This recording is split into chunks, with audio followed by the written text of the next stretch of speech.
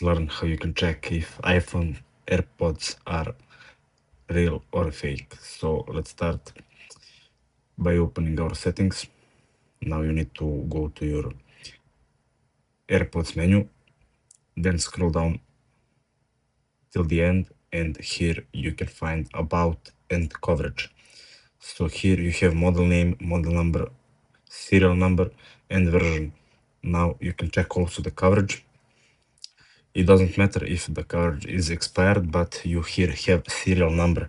Now what you can do with it is you can go and check online, because there are online serial number checkers to see if the Apple AirPods are real or fake.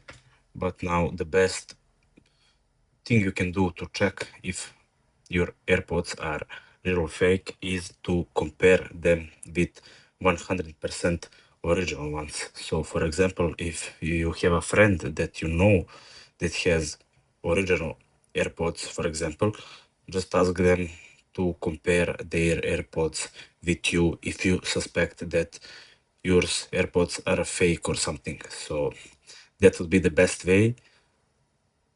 You can also check the box, for example, does it come wrapped or not, the charger and whatnot. So that would be it. Thanks for watching and see you in the next video.